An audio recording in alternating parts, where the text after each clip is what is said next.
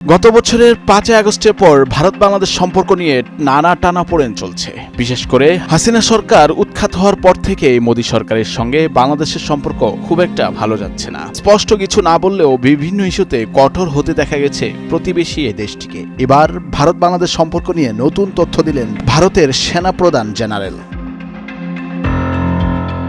দেশের সরকার পরিবর্তন হলে ভারতের সঙ্গে দেশটির সম্পর্ক পরিবর্তন আসতে পারে বলে জানিয়েছেন ভারতীয় সেনাপ্রধান জেনারেল উপেন্দ্র দ্বিবেদী। নয়াদিল্লিতে ইন্ডিয়া টুডে কনক্লেভে তথ্য জানান তিনি। বাংলাদেশের সঙ্গে সম্পর্কের বর্তমান অবস্থান নিয়ে তিনি বলেন, এখনই সিদ্ধান্ত নেওয়া খুব তাড়াতাড়ি হবে। তবে বর্তমানে বাংলাদেশ সরকারের সঙ্গে ভারতের সম্পর্ক ভালো রয়েছে। সেনা সম্পর্ক খুবই শক্তিশালী এবং নিয়মিত তথ্য বিনিময়ের মাধ্যমে আমরা ভুল বোঝাবুঝি এড়াচ্ছি। তবে সরকার পরিবর্তন হলে এটি প্রভাবিত হতে পারে। এছাড়া বাংলাদেশ ও পাকিস্তানের সম্পর্ক নিয়ে প্রশ্নের উত্তরে সেনাপ্রধান বলেন, সন্ত্রাসবাদের কেন্দ্রস্থল একটি নির্দিষ্ট দেশে এবং তাদের প্রতিবেশী দেশের সঙ্গে সম্পর্ক থাকলে আমার চিন্তা হওয়া উচিত। কারণ সন্ত্রাসবাদের বিষয়টি ওই দেশ থেকেও ঘটানো হতে পারে, যা আমাদের প্রধান উদ্বেগ।